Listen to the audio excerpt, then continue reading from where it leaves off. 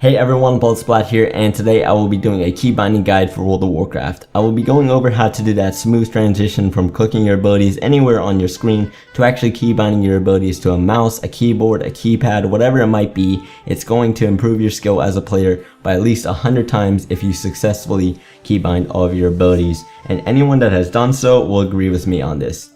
So just a little disclaimer, I do happen to use a Razer Naga mouse, and this is a mouse that has 17 different programmable buttons. It's a mouse made by Razer. It's an MMORPG mouse, and you don't have to pick up a Razer Naga. I do recommend picking up a mouse that has at least 4 programmable buttons. I do recommend also googling what a Razer Naga is, just so you can visualize what I'm working with here and how I keybind all my abilities and how I use them when going over this video. But yeah, I definitely recommend picking up a mouse that has at least 4 different programmable buttons, because it's going to help you out a lot when trying to do that transition from clicking to using keybinds. Most players, regardless of what mouse they have, if they have like around at least 4 programmable buttons, they like to use a combination of the keyboard and their mouse to use their abilities. I do happen to use that combination, even though I have a mouse that has so many buttons like the Razer Naga.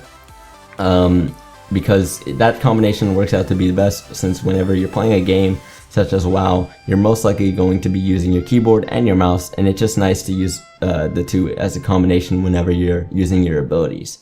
So I will be splitting this video into certain sections and the different priorities for certain abilities when keybinding, and I will be going over the certain thought process that you should have when keybinding your abilities. I will not be telling you what specific keybinds to use. Keybinds are 100% self-preference, and they're whatever you're used to. I'll be just going over the certain thought process that you should be doing and how you should go about it when keybinding. Anyone that's telling you to keybind this ability to Y, for example, or whatever it is, just any specific keybinds to use, is doing it wrong. Do not listen to them. Don't copy other people's keybinds. It's not going to help you out at all. As I said, it's whatever you're most comfortable with, but you should still have the right thought process, and that is exactly what this video is going to go over. So other than that, let's get right into it, guys. If you do enjoy this video, make sure to leave it a like, a comment down below, and subscribe, and I hope this guide helps you. Alright, this first section will cover movement, and if you didn't know already, to go to your key bindings, you go to game menu by either clicking this little computer here or just by hitting escape, and then you can see key bindings in the middle of your game menu here, and I'm just going to click that. Before I get into it, you can see that character specific key bindings is enabled just with the little check mark here. I have that enabled just so I don't affect any of the key bindings on my other characters, since I only want the key bindings that I'm about to change just to be on this character alone and not on other characters, since for other characters I might have different keybinds. So we're going to cover the movement keys first and how I move. In PvP, a lot of there's different methods to move, and all of them can be great depending on what exactly you do with them, but I'm going to go over exactly what I use and how I like them. So movement steer, unbounded, no one should ever have that bound, I believe, in PvP at least. Move forward is bound to W.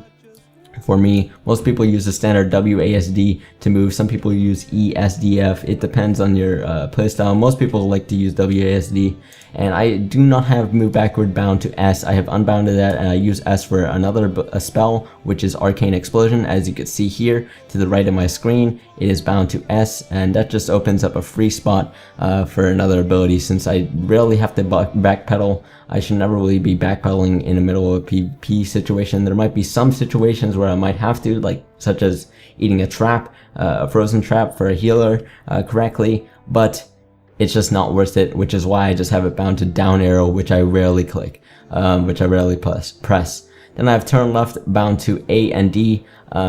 D is for turn right and turn left is for A. A lot of people don't have these bound, and they just turn using the just by holding down W if you're moving, or just by holding down left click. So holding down left click and then positioning their screen anywhere around them, and then they can just right click to turn to that place. Or you can also move by just hitting down, or just holding down left click and right click, and you can see you can move like that as well. If you can get used to just moving like this, which is most situations where how I like to move and turn, just by holding down just by holding down left click and right click and moving my screen, just moving my mouse to position myself, I can move like that.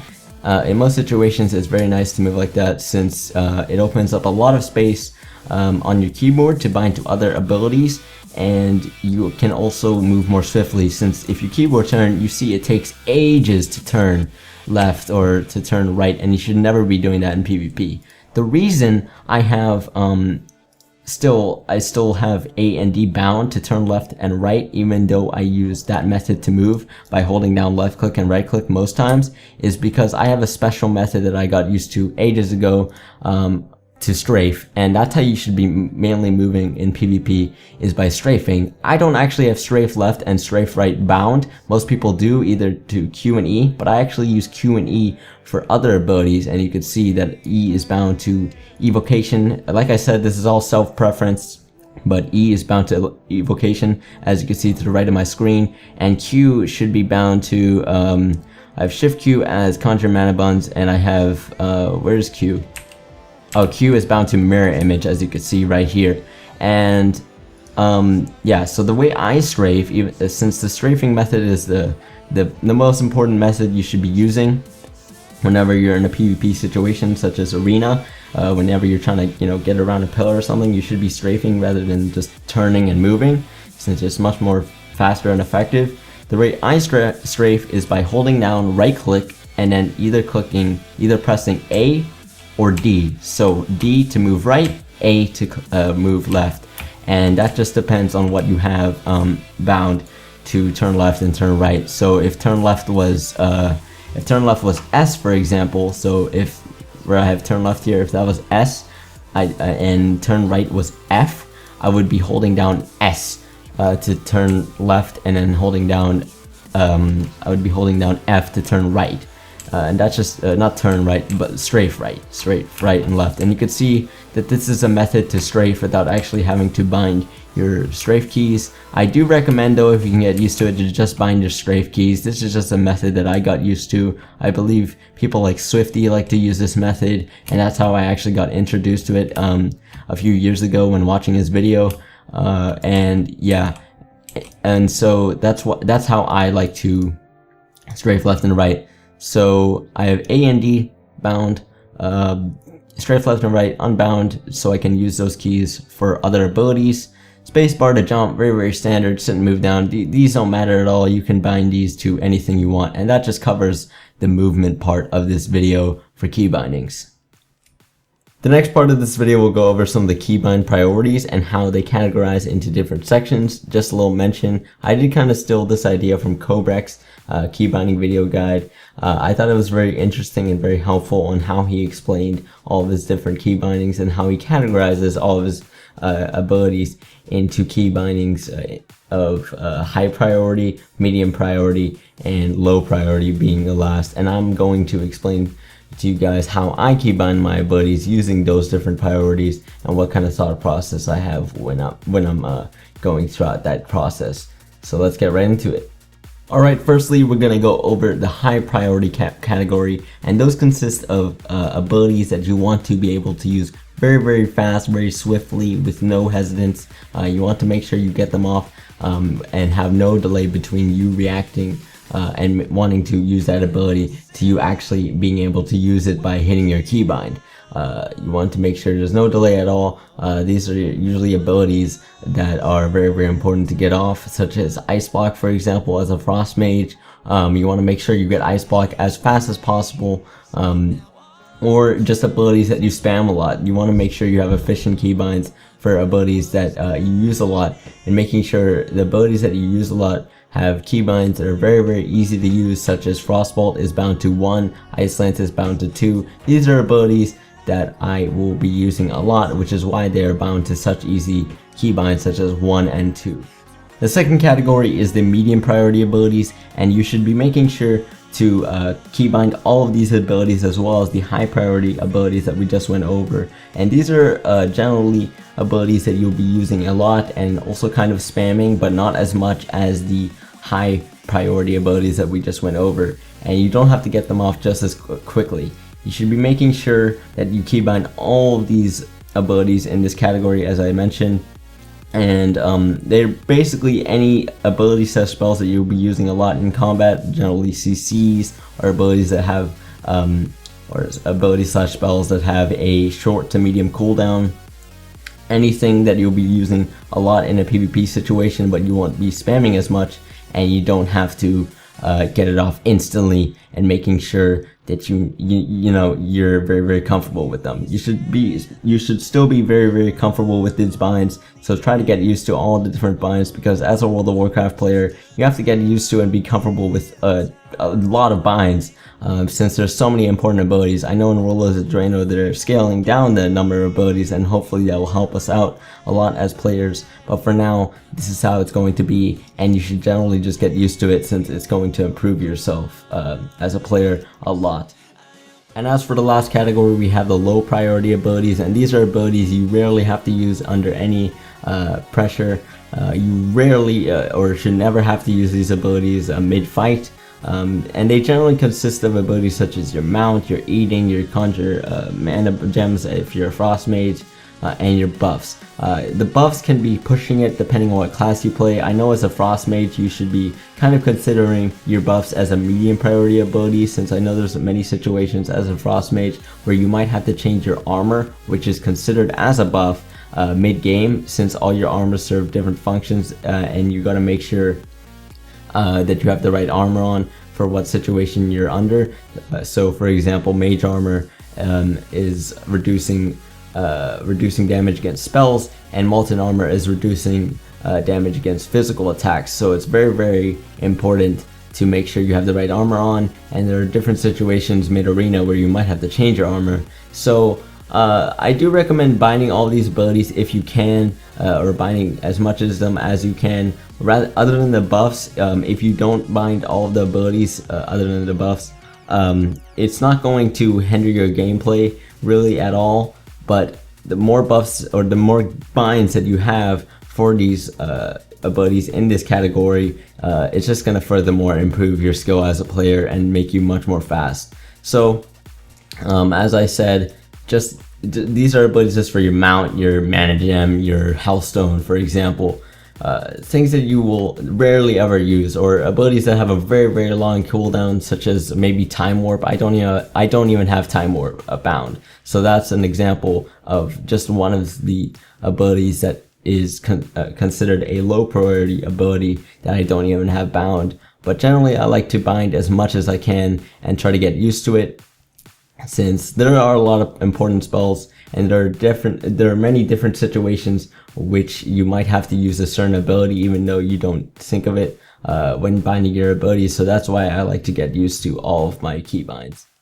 And finally, as for the last part of this video, we're going to go over some of the keybind similarities and how I use this when going through my thought process of keybinding certain abilities to what I think are effective binds, to actually making that smooth transition to making it all muscle memory, since that is the desired outcome in the end. Just having muscle memory and making sure all your binds are very comfortable to use without having to think at all. So what I mean by keybind similarities are binding your abilities to keybinds that are similar to each other, depending on what abilities they are. So for example, abilities that are very similar to each other, you should have similar keybinds for them. So you could see here a good example is my counterspell, and I have two different counterspell macros. One macro is just to cast counterspell onto my target, and that is bound to shift 6, and then the other macro is for counterspell as well, but it is to cast counterspell to my focus target, and it is shift 7. You can see those are very close to each other. They are similar keybinds because one is shift 6 and one is shift 7, and that made it so much more easier. If I had a focus counterspell bound to shift I don't know, Y, for example, instead of shift 7, it would have been much more harder to make that transition. It just makes it much more understandable when looking at all your binds and trying to get used to them if you have similar keybinds. Another good example in my UI is, for example, I've got Cold Snap and Ice Block with similar binds. So Cold Snap is bound to shift 4 and Ice Block is bound to shift 5. Since Cold Snap will reset your Ice Block cooldown. These are generally abilities that you'll be using in combo, which is why I have them as similar keybinds. So that's exactly what I mean by similar keybinds, having similar keybinds for similar abilities. I hope you guys understand what I mean by that. Let me see, do I have any other examples? Oh yes, another one. Alter time and the cancel alter time macro here.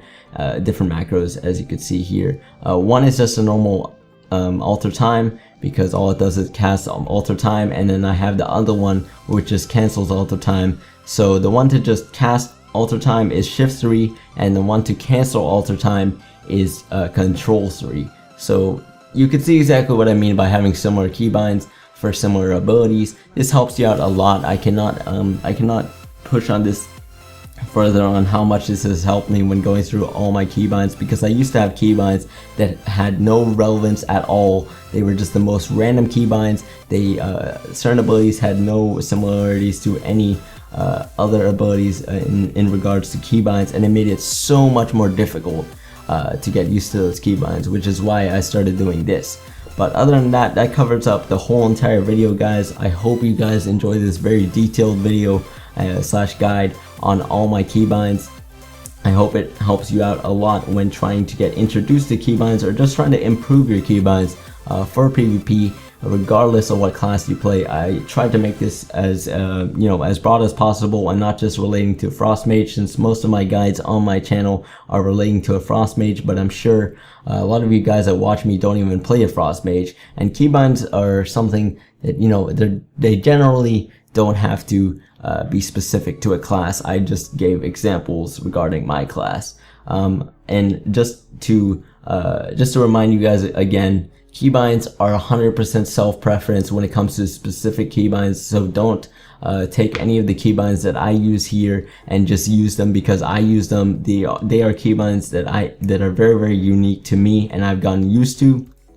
I just explained the whole entire thought process that you should go through when keybinding your abilities, and that's what you should take into account, not the specific keybinds themselves. But other than that, I hope you guys enjoyed this video and it helped you out a lot. And if it did, make sure to leave it a like, a comment down below, and subscribe, as it means a lot to me, guys. And thanks for watching. Peace.